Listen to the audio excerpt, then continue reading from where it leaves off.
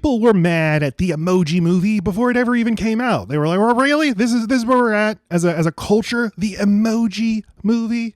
But how cruel of them to judge a film before ever even seeing it. I mean, look at the talent that went into this movie. This movie was co-written by Mike White, the creator of The White Lotus, and it co-stars his muse, Jennifer Coolidge. Plus, the Lego Movie was only a few years old, and this was obviously the inspiration.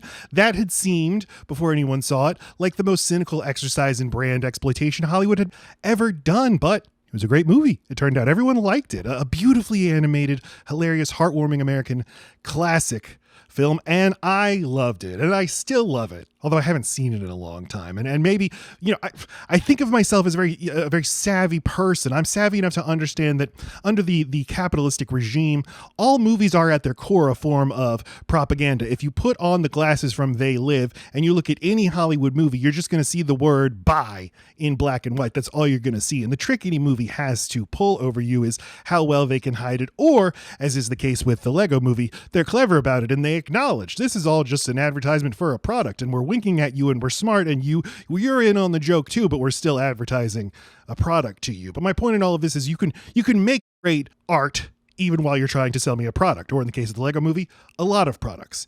Anyway, the Emoji Movie, this movie, it was directed by Tony Leondis, an animation veteran. His previous directorial credits include Lilo and Stitch 2, Stitch Has a Glitch. The Emoji Movie has a 6% on Rotten Tomatoes. That is very bad. And look, I'm not here to say that this movie is good. It's not. It's very bad. It's terrible. It's dreadful. The animation is flat. The story is kid movie pablum about believing in yourself and being the best you could possibly be. It is impossible to pay attention to this movie, and you have to listen to TJ Miller for 90 minutes. It's absolute hell. But worse than any of that is it's just boring. There's not a single interesting thing that happens in this movie. Anything worth talking about when it comes to the Emoji Movie is external to the movie itself, but I guess I'll tell you about the movie itself. Since I had to endure it, I will take you along with me. The plot of the movie has this character, Gene, played by TJ Miller. He is supposed to be the meh emoji. Meh. But he's just too darn expressive, and his emotions are too complex to be confined to that one thing. And in this world of Textopolis, all the emojis, they all have to play their own role. They have one specific expression that they make, and then they go into a scanner and get their picture taken every single time that a person in the real human world needs to use an emoji has to get its picture taken. I don't know why they have to do this every single time. Couldn't you just take their picture once? No, that's the point. And Gene, his refusal to play by society's rules leads to this world that he inhabits, the Textopolis app, this walled city, faces imminent destruction. He's with the laws of nature, and now his society needs to go down. I don't need to tell you the plot, though. You know this plot. Like, he realizes, what makes me different is actually what makes me special, and it's that very thing that's going to allow me to save my people, save the world of Textopolis.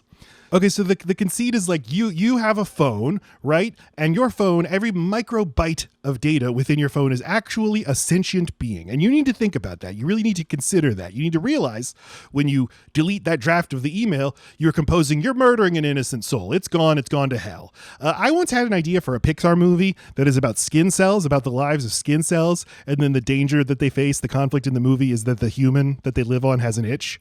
And so it's just a bloodbath. Everyone that you've come to know over the course of the movie just massacred. That the Emoji Movie is basically that idea, but emojis instead of skin cells. If we go back to Toy Story in 1995, you have toys who kids are inflicting intense emotional trauma upon because the kids outgrow their toys and then abandon them. But the toys, we are to understand, they're not really toys. They're the embodiment of the you that you leave behind as you grow, and there's an inherent poignancy and sadness to that. Now we look at the Lego Movie, where the viewer has an emotional attachment to Legos because they either played with Legos, or Lego, as you were supposed to say, when they were young, or maybe they still do, and there's the tension between the person who plays with Lego and builds with Lego and follows the instruction, or makes their own creation, or mock, M-O-C, as I've learned about the Lego community. With Wreck-It Ralph, we feel sad for arcade characters because we're sad that the world of arcades is in the past and we're never going back to it. And so there's poignancy in that. But what emotional attachment can you have to an emoji?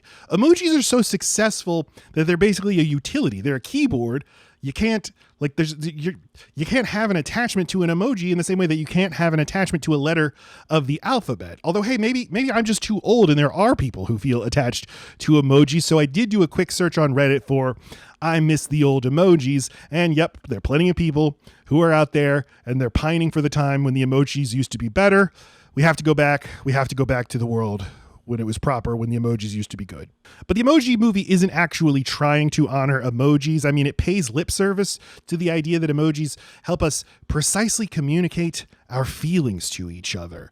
But it's way more about advertising all the great apps and subscription services that are available to you on your smartphone. And folks, we love our apps, don't we? I mean, I'm using apps all the time. Sound off in the comments. What are your favorite apps? Anna Faris in the Emoji Movie plays this character named Jailbreak, and her function is to tell the audience about the many great apps that are out there.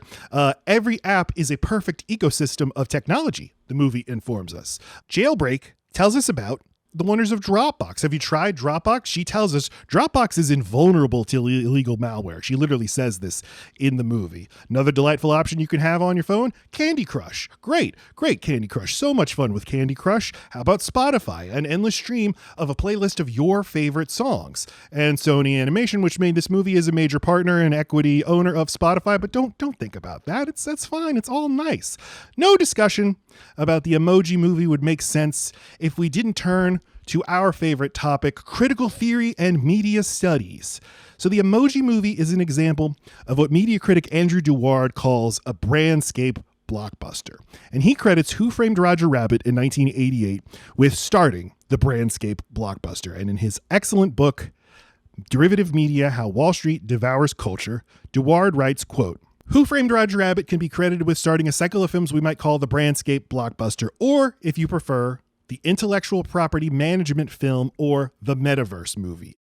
It contains all of the necessary components in nascent form, a world that parallels our own, heavily populated by licensed, branded characters and stories, which are explored for the viewer as if in a nostalgic travelogue, end quote. So I was so glad to get this word, brandscape blockbuster, so helpful in describing the glut of movies like Space Jam: A New Legacy and Free Guy and Chip and Dale, or the Rescue Rangers movie from a few years ago. All these movies that pull in all these disparate intellectual properties and act as advertisements for a vast world of products that you can buy once the movie is over. And the Emoji Movie has this in spades, integrated advertisements for apps like YouTube and Just Dance. So this movie is as craven and cynical as any of the other brandscape blockbusters out there, like Ralph Breaks the Internet, which I think might be the most sinister example of this. Now, Ralph Breaks the Internet from 2018 is a much better movie than the Emoji Movie.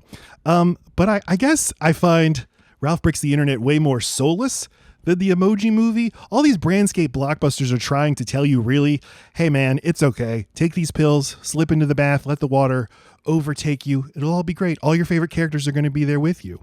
But with the Emoji Movie, at least it's not trying to leverage my nostalgia for a brand to coerce me into slipping into the bathtub. And I guess that makes it slightly less evil.